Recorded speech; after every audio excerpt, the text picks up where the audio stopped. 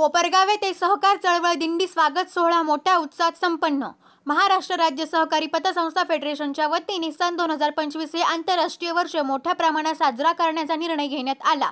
9 February रोजी शिर्डी येथे आंतरराष्ट्रीय सहकार पतसंस्थेचे अधिवेशन संपन्न होणार आहे। या निमित्त संपूर्ण महाराष्ट्रामध्ये सहकार दिंडी काढून सहकाराचा जागर केला।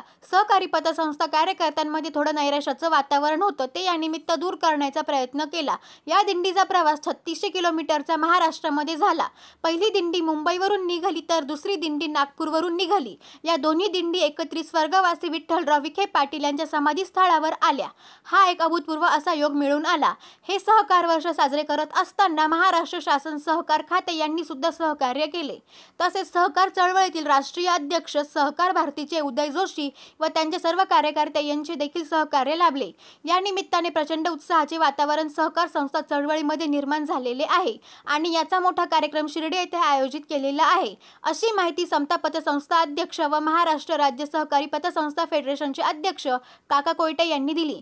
पुढे बोलताना काका कोयटे म्हणाले की कोपरगाव हे माजी सहकार मंत्री स्वर्गवासी शंकरराव काळे साहेब व माजी सहकार मंत्री स्वर्गवासी शंकरराव कोल्हे साहेब यांची भूमी आहे आणि या दोन्ही घराण्यातील आशुतोष काळे व विवेक कोल्हे यांनी देखील या दिंडीचे स्वागत केले। सहकार चळवळ कोपरगावमध्ये वाढली पाहिजे याकरता दोघांनी एकोप्याची भूमिका दिंडी सोहळ्यात घेतली, त्यामुळे अतिशय आनंद झालेला आहे। महाराष्ट्र राज्य सहकारी पतसंस्था फेडरेशनच्या वतीनं सन 2025 हे आंतरराष्ट्रीय वर्ष मोठ्या प्रमाणात साजरा करण्याचा निर्णय घेण्यात आला। येत्या 9 फेब्रुवारीला शिर्डी या ठिकाणी आंतरराष्ट्रीय सहकार पतसंस्थेचं अधिवेशन संपन्न होणार आहे आणि या निमित्ताने संपूर्ण महाराष्ट्रामध्ये सहकार दिंडी काढून सहकाराचा जागर आम्ही केला। सहकारी पतसंस्था कार्यकर्त्यांमध्ये जे काही थोडंफार नैराश्याचं वातावरण आलं होतं ते या निमित्ताने दूर करण्याचा प्रयत्न केला आणि या दिंडीचा प्रवास जवळपास 3600 किलोमीटरचा महाराष्ट्रामध्ये झाला। पहिली दिंडी मुंबईहून निघाली, ती स्वर्गीय धनंजयराव गाडगीळांच्या नावाने निघाली। त्याचप्रमाणे दुसरी दिंडी वैकुंठभाई मेहता यांच्या नावाने नागपूरमधून निघाली आणि या दोन्ही दिंडींचं मिलन काल स्वर्गीय विठ्ठलराव विखे पाटील यांच्या समाधीस्थळाजवळ झालं।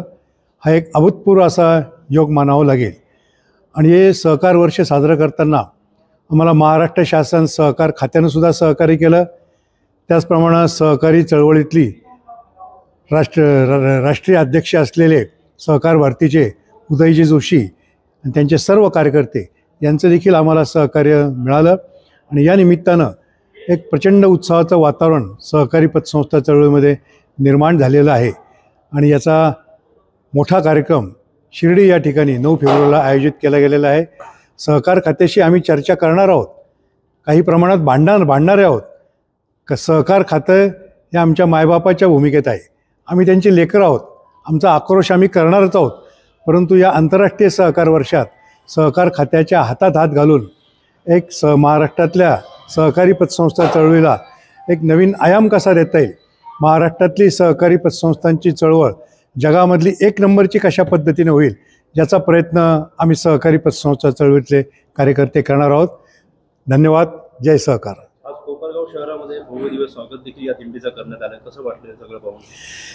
या कोपरगावमध्ये ही माजी सहकार मंत्री शंकरराव काळे साहेबांचं भूमी आहे, ही माजी सहकार मंत्री शंकरराव कोल्हे साहेबांची भूमी आहे आणि या दोन्ही घराण्यातील आशुतोष काळे आणि विवेक भैया कोल्हे यांनी देखील या दिंडीचं स्वागत केलं आणि सहकारी चळवळ महाराष्ट्रामध्ये वाढली पाहिजे, कोपरगावमध्ये वाढली पाहिजे याकरता दोघांनी एकोप्याची भूमिका या आजच्या दिवसात घेतली, त्याच्यामुळे आम्हाला अतिशय आनंद झालेला आहे।